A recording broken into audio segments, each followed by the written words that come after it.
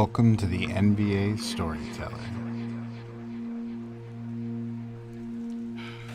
Welcome back.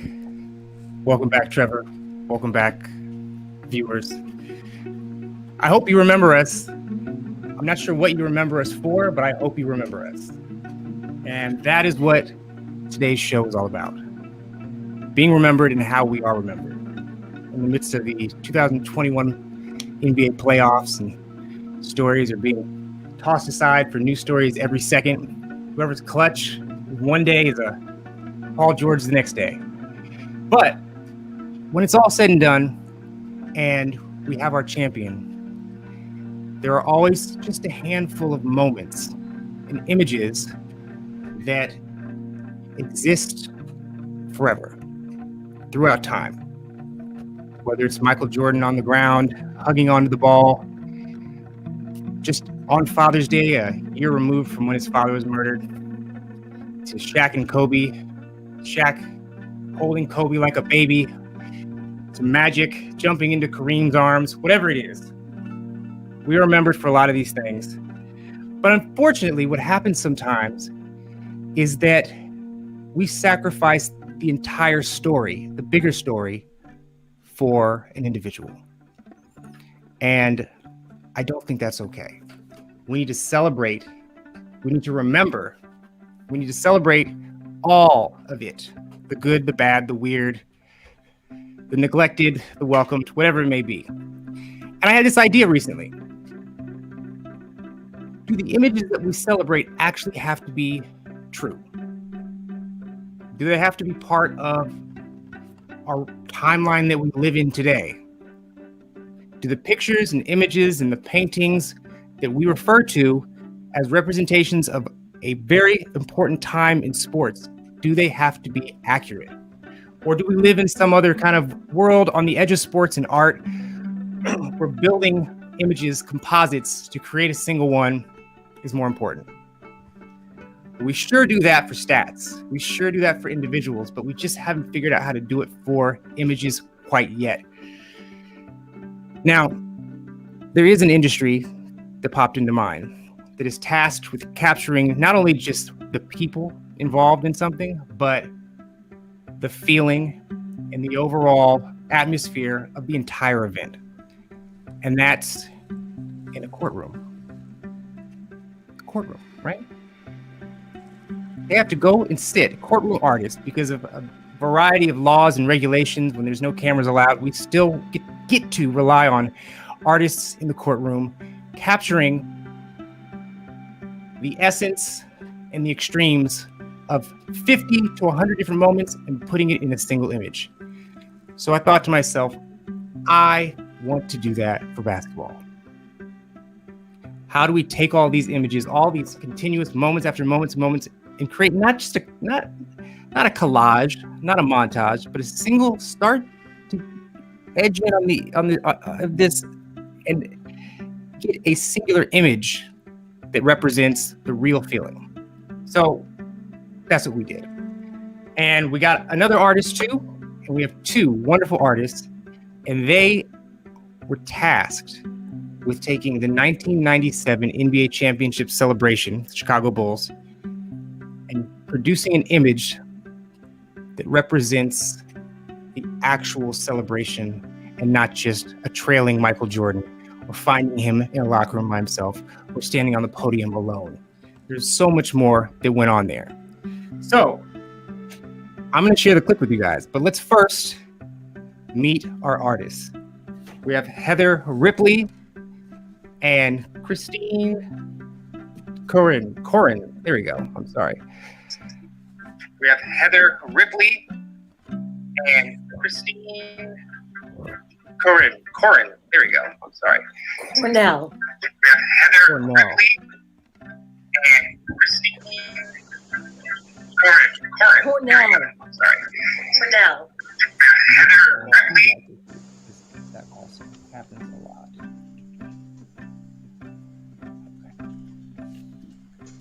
All right, quick test. Can you guys hear me now?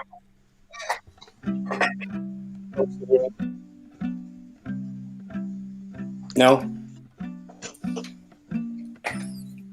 Yes. Close that YouTube. Now, I can hear you, Trevor. Can you hear me? Yes. Yes. Okay. We might be working on a severe delay here again. Now, I can hear you, Trevor. Can you hear me? Okay. We might be working on a severe delay. Yeah, we're definitely on a severe delay here. Trevor, play it for another 10 to 20 seconds as I correct our audio issues here. All right.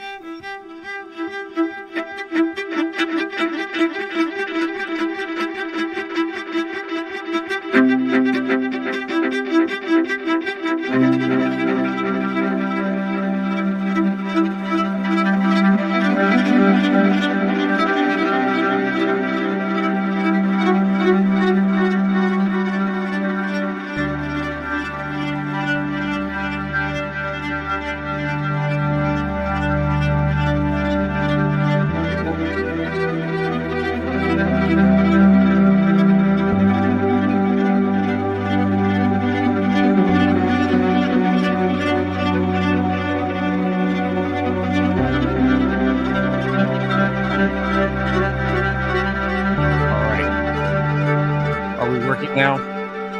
Can folks hear me?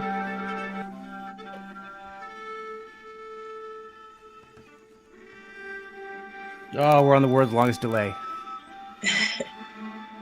I can hear you. I believe we have like a 10-second delay. I don't even know why at this point. Oh, we're on the world's longest delay. Hang with me, folks.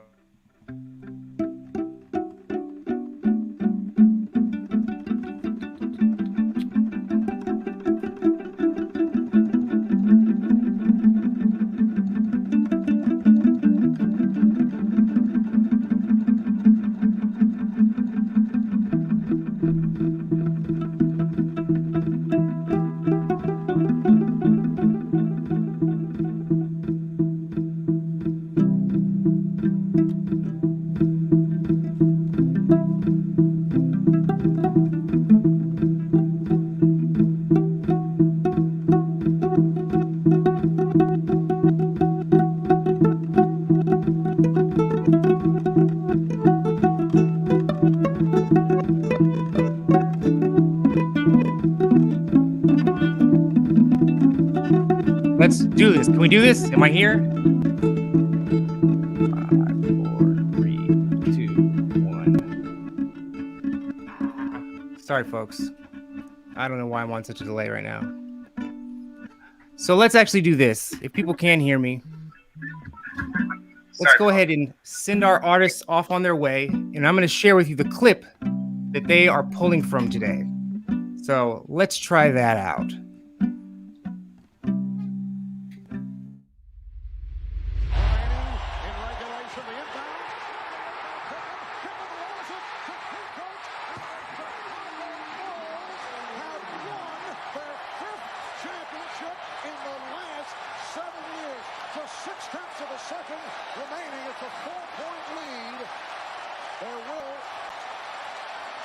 Now, probably they'll say now it's over. The clock did run out. The Utah Jazz indicating that there still should have been 6/10 of a second remaining. But the indication is it is all over.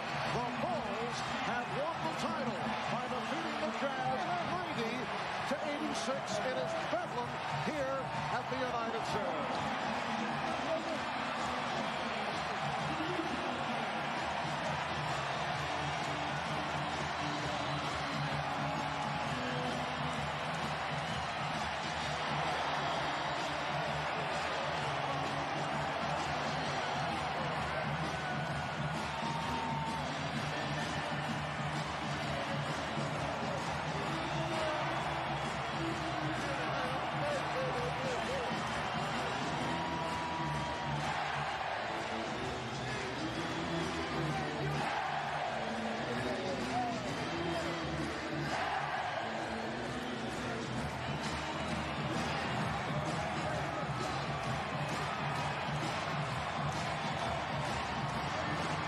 Sugars for the Utah Jazz, the conclusion to what has been.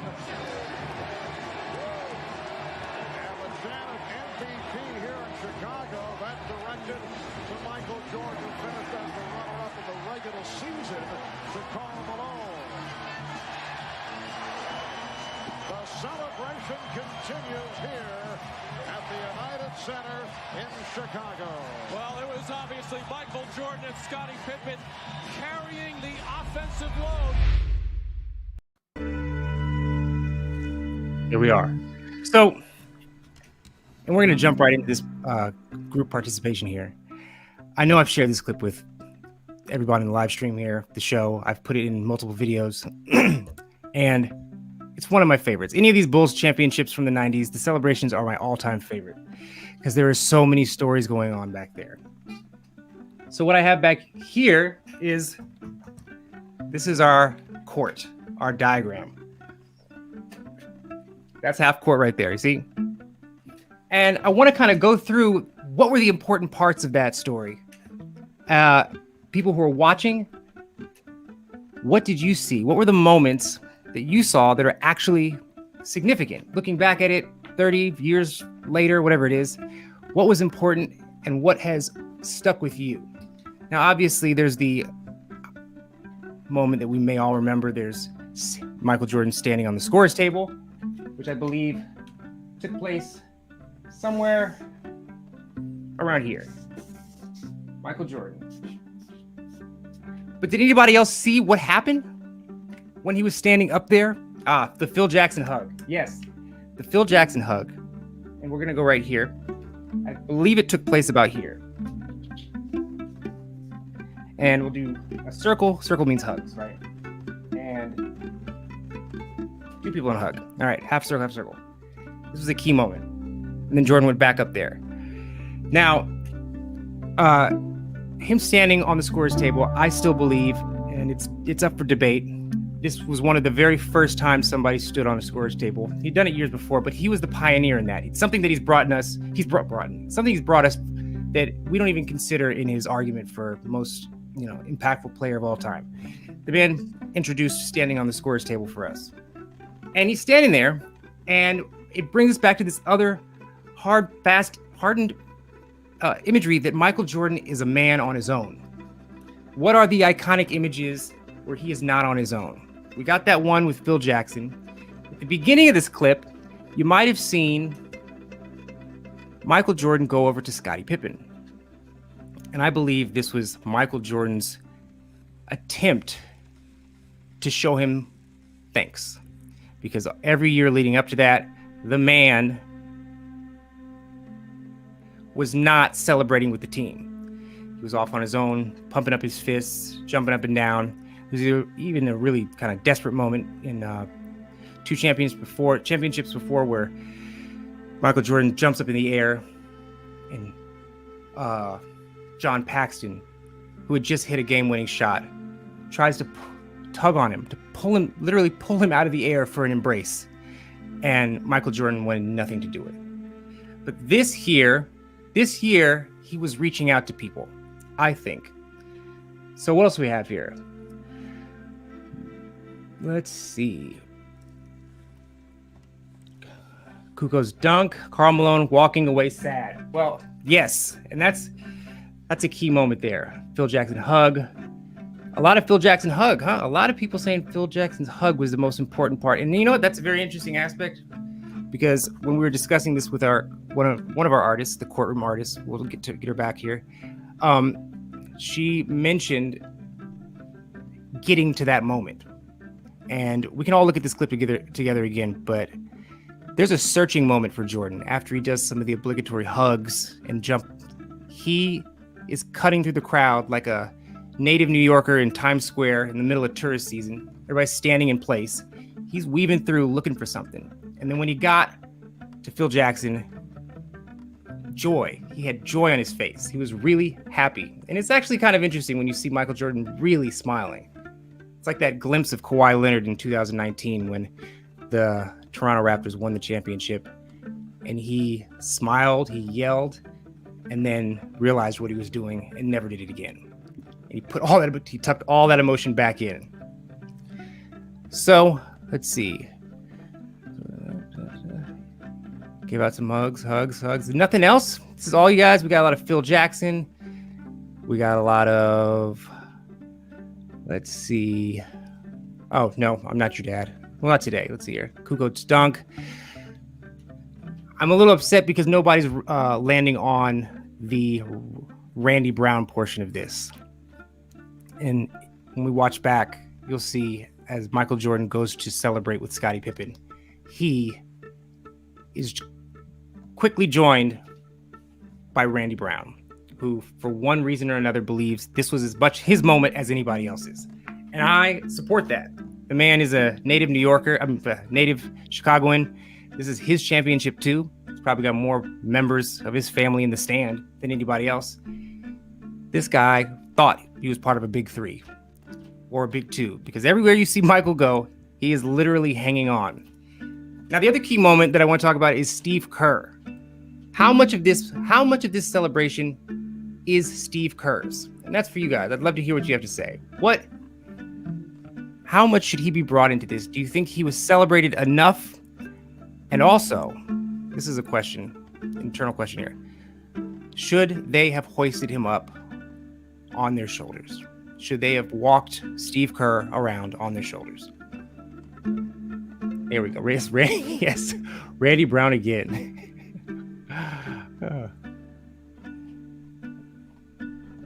Let's see.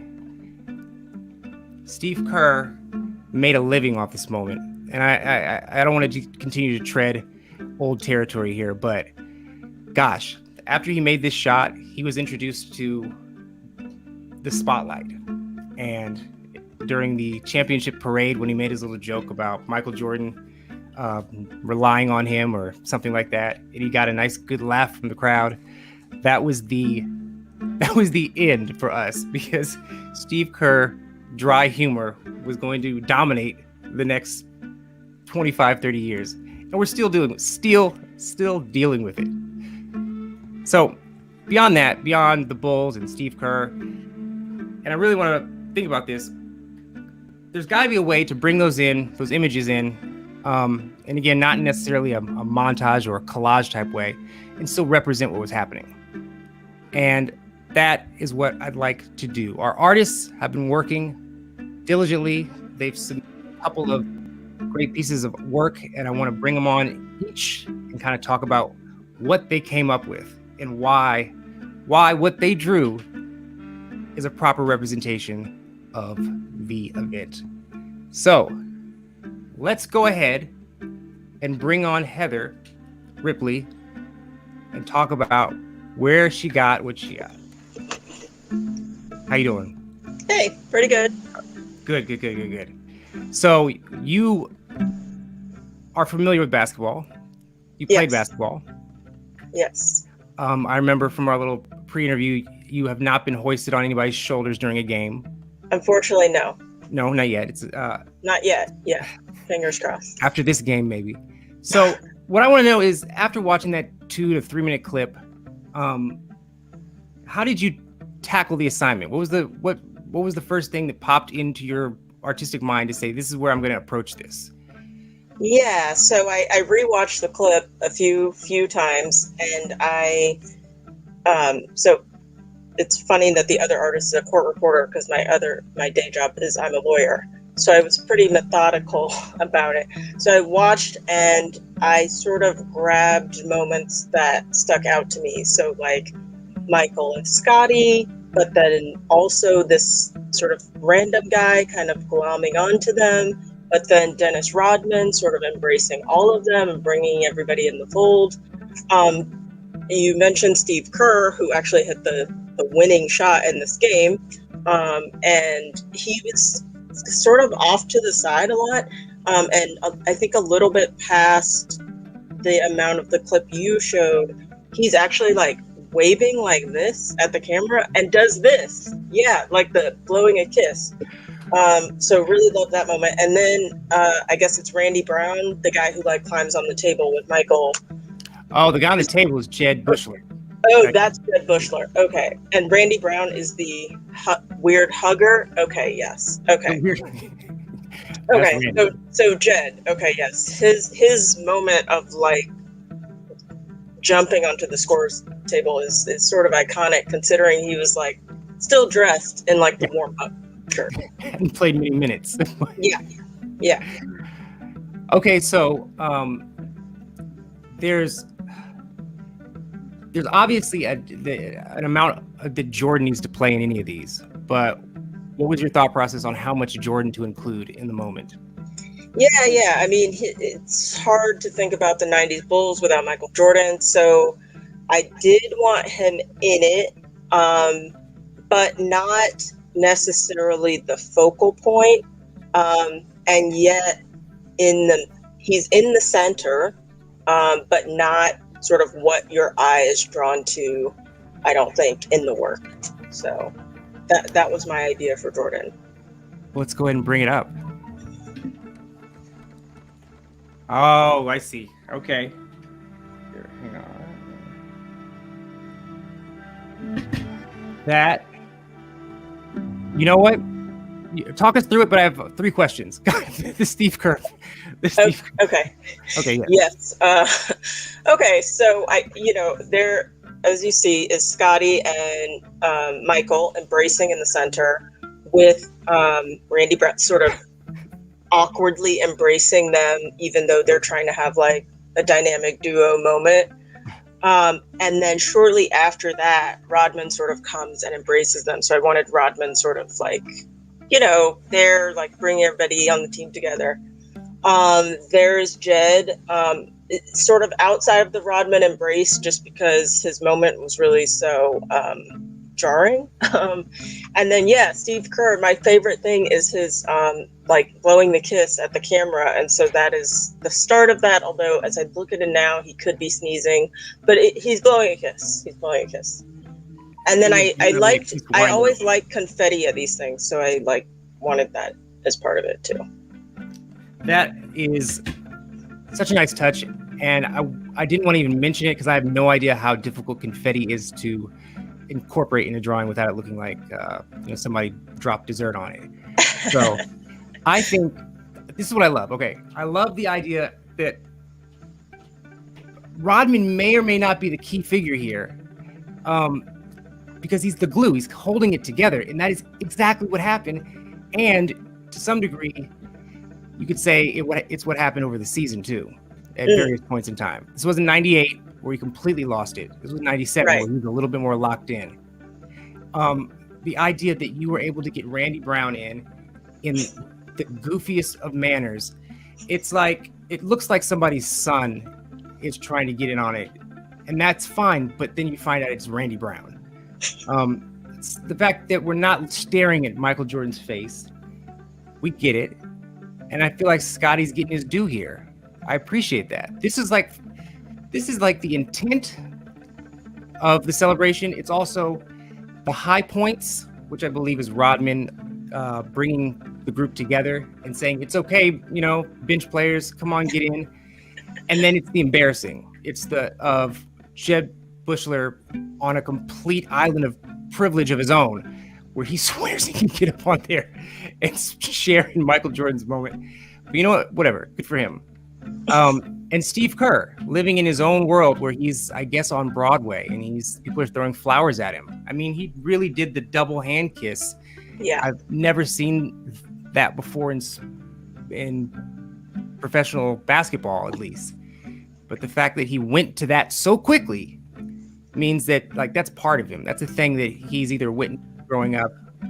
It's like, how after Tiger Woods, and he did his little fist pump. You can bring us up again for a second. Tiger Woods did his little fist pump. It became a very popular way to celebrate, right? Yeah. And Kobe was always mimicking Michael Jordan a lot of, even in his celebrations. But this Tiger fist pump was just ubiquitous, right? And people incorporated that. There's a whole group of people, whether they were mimicking Jordan or Kobe or whoever it is, where it's the celebrations that they're also embodying. Yeah. Now, Steve Kerr, what is he embodying? What is this? At what point in his life did this become the pinnacle of celebration? Yeah, I mean, who knows? It's interesting though. Steve Kerr. There's talk like I think it was the year before that Michael's dad died, or what? Steve Kerr. His father died when he was 18. I just feel like maybe he just has a lot of love to give.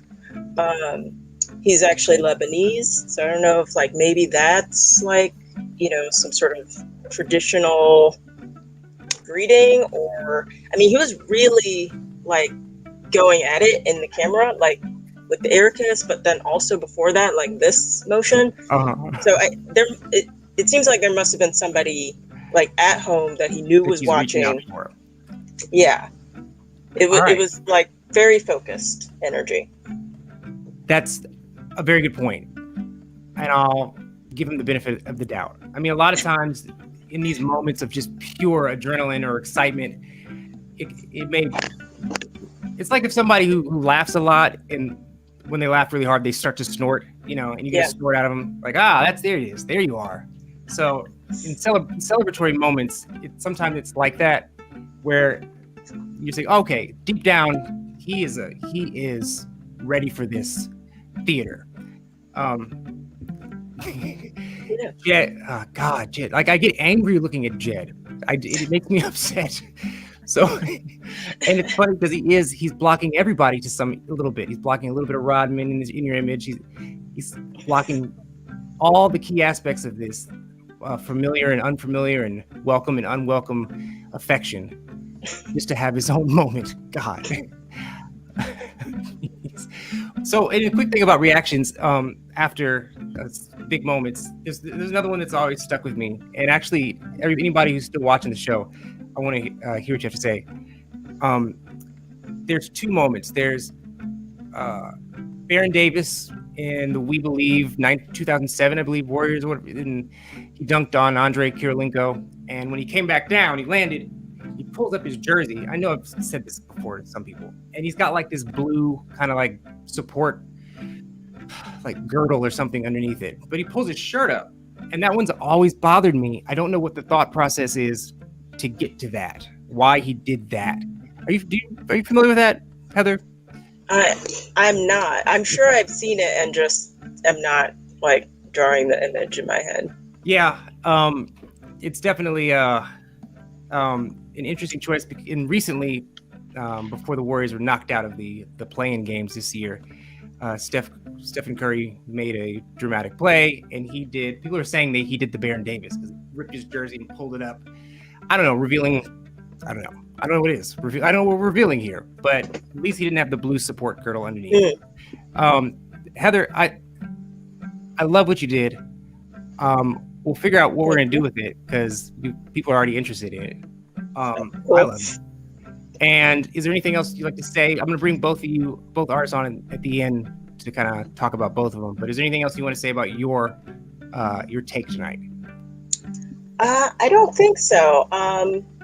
Yeah, I mean, I think it speaks for itself. Of the moments I found most interesting about their celebratory soiree. Okay, I was a little distracted because I did pull up that clip of Baron Davis, and I see like the girdle thing. Mm-hmm. Okay.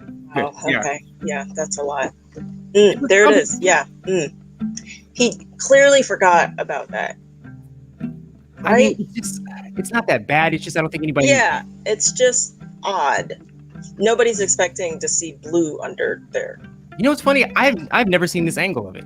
I've always seen the front angle. So Ian, Jorge, whoever found this, thank you. I don't think I'd seen the side angle. That's great. Okay, so we're gonna bring you back on a little bit and talk about both images, but let's see if we can bring on Christine and make this work. Hi, how you doing?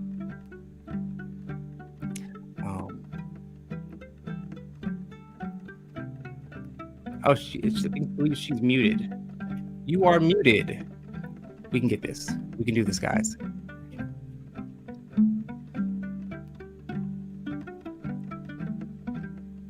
Click the mute button. Unclick the mute. Well, maybe we can have somebody. Here we go. Can you hear me now? Yes, we can. Okay. Heather did a great job. She cut to the chase. Okay, I'm a newbie in this field, so none of these people mean that much to me. But I decided after mulling it that I'd cut to the chase and do what I would do in a courtroom situation, and that was the hug, the embrace.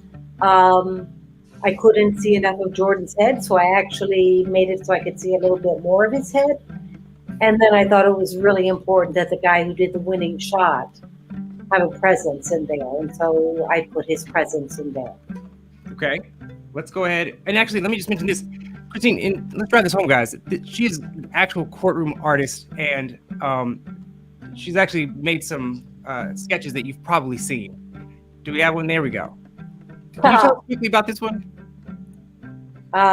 Yes, Mr. Brady was having a rather forlorn day. There was a whole bunch of brouhaha over an artist who did something of him that was less flattering.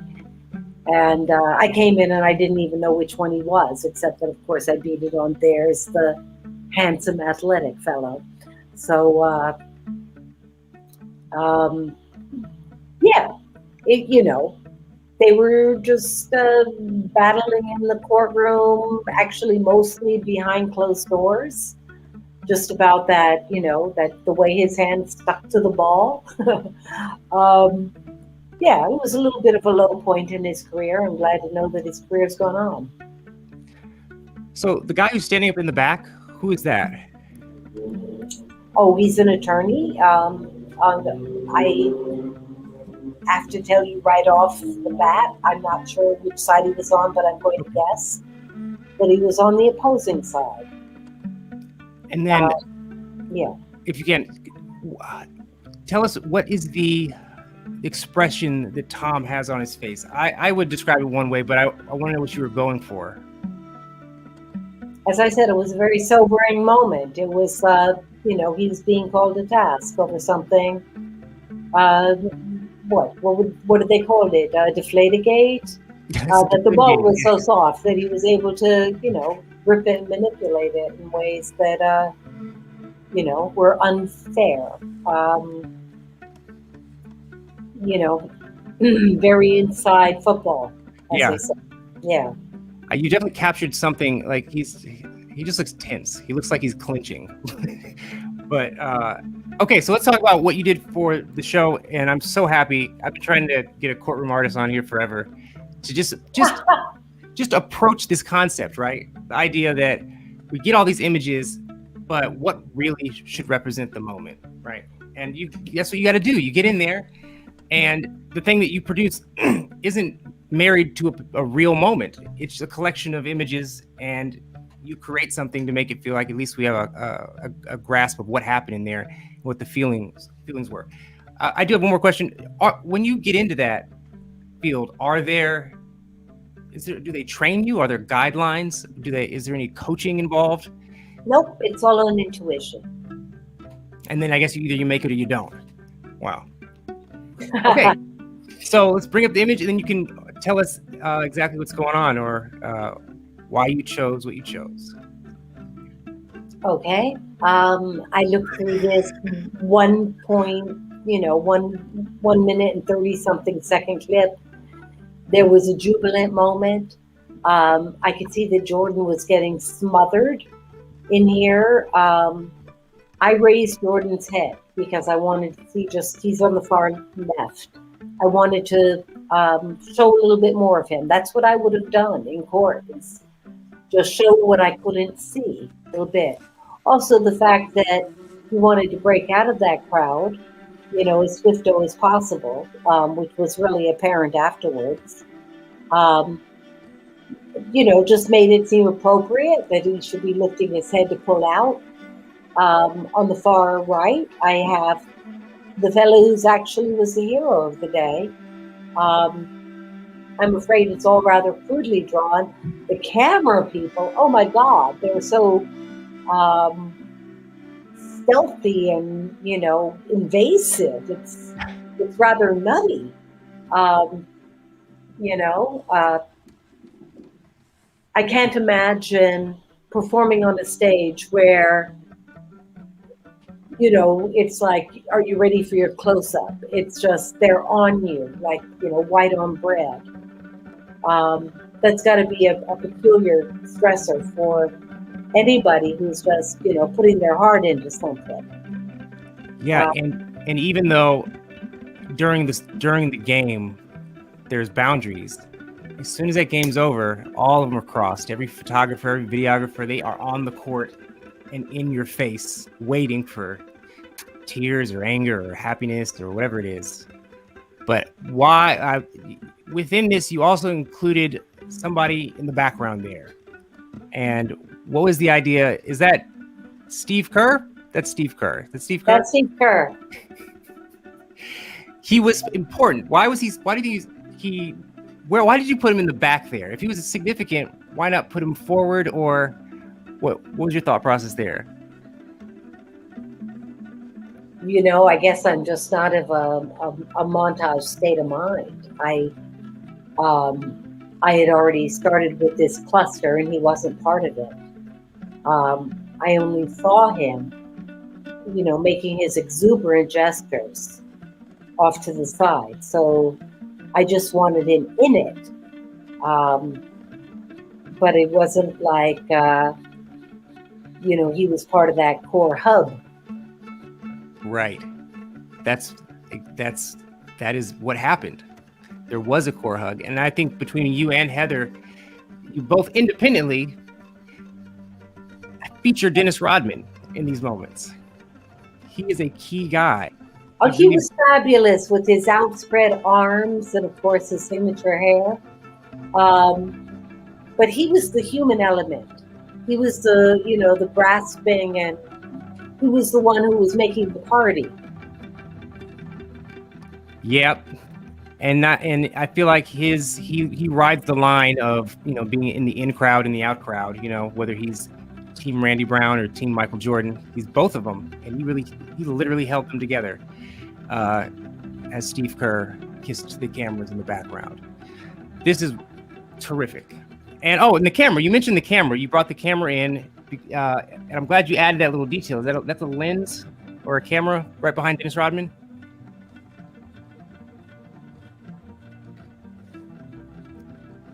I'm sorry, that was a little bit of the camera. Is that a camera right behind Dennis Rodman? Yes, right. Yeah. Okay. Yeah. There are two cameramen in the picture, and then there's a camera in the foreground, which I didn't. Oh, I see the camera guy. Yeah. Look at that. There's three cameras right there. There's a third one? They really are. Oh, I see it. Yeah. That group is half cameramen. That's great. Yeah, there's two cameramen there. Little noxious, you know, intruders. It's a tough thing to be part of the press, because they're really like, you know, hyenas, for Christ's sakes. And, you know, I try to be one of the more compassionate members of the hyena clan. Well, thank you so much for participating. Let's bring Heather back for a second. This is the first time that you've seen each other's drawings. I mean, Terrific work, Heather. Very nice. I have to go on a very short limb and say, I mean, I think you guys landed on what the important part of that celebration was. And both of you literally did not put Michael Jordan at the dead center of it. He's not the biggest person, but there's definitely a focus on him. They're converging onto him, but he's not the only thing that matters. Well, you couldn't eliminate him, could you? You can't, right? You can't eliminate him, but you can contextualize, you know, what he is, what he was. He's definitely kind of implied by the whole thing, really. What was that? I said he's kind of implied by the whole thing. I mean, they're in the championships in large part due to him. Right. So, yeah. He's always there, like lurking. Yeah. This is what I hope. It's lurking and searching. There's a whole conversation about how he was weaving through the crowd, searching for people, and just dismissive of other people. But I do want to say this kind of overall, because the show's not going to go on forever tonight. We don't look back at a lot of basketball history and see group hugs as an iconic part of it. The most you'll ever get in kind of the representation of celebratory moments is two guys hugging, whether it was Kareem and Magic or Shaq and Kobe, or you'll have, a coach and a main player hugging. But beyond that, you don't flip through the book of basketball and see as a chapter header, as the image to represent an era, a dynasty, a group picture. It's and I think I love this. Maybe this can be the beginning of it for photographers across the world to start focusing in on those group hugs and finding interesting angles. Is that Rodman reaching all around, Scotty and Michael in the middle, connecting with a couple of randos on the outside trying to make it about themselves. I feel like that's the most powerful image that we could have walked away with from that. And it could recontextualize just the Bulls as a unit. But we prefer, or we've been sold, Jordan on the scorers table, Kobe on the scorers table by yourself. And we can fix that. I think we can do that. Trevor, you with us? Do you have any opinions on the artistry today, on the art and what was highlighted? Oh, I really enjoyed. There we go. Really enjoyed the different perspectives.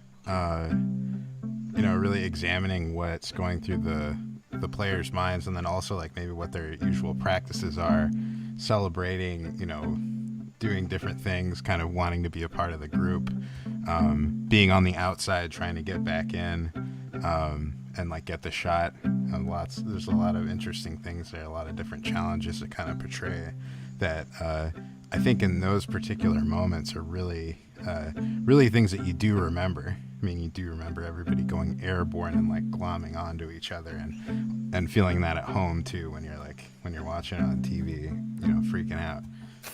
So. Oh man, do those guys have legs like springs?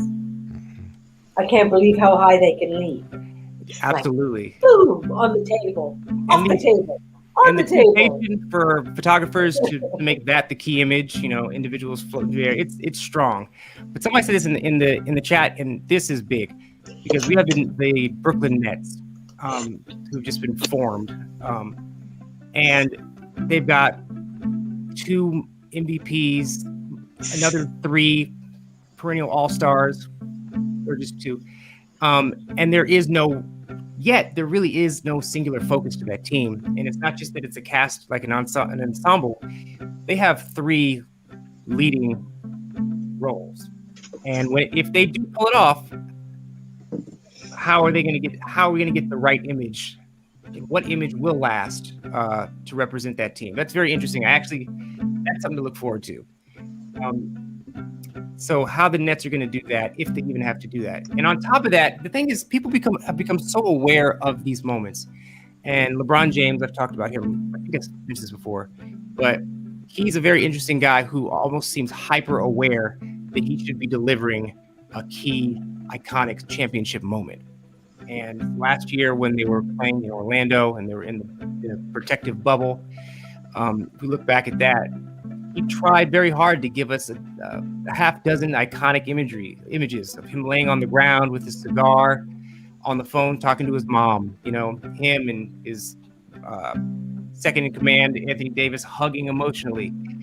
And it felt like he was searching and aware of the cameras in order to get that iconic photo that I don't think he has just yet, at least not on the level of some other players. This is not about play. I'm not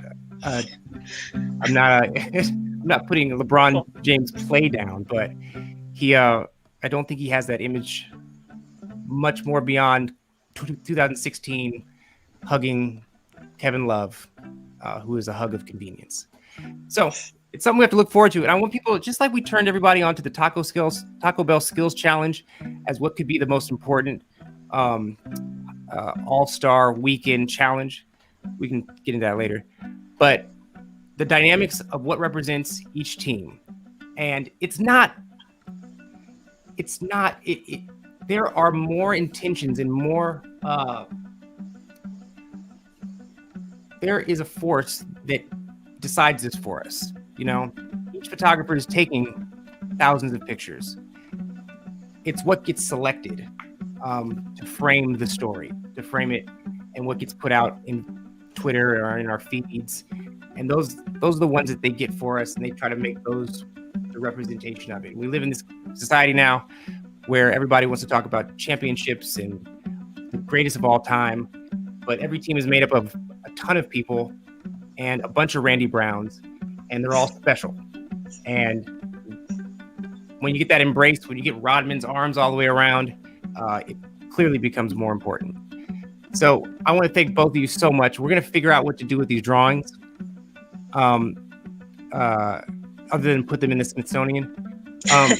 But what I do want is I want to, as we kind of wrap up here, we'll say bye here, and then we're going to roll that clip again of the celebration, and we can take a look at it one more time as a group, and see how they got to their images. So let's do that. Let's roll that.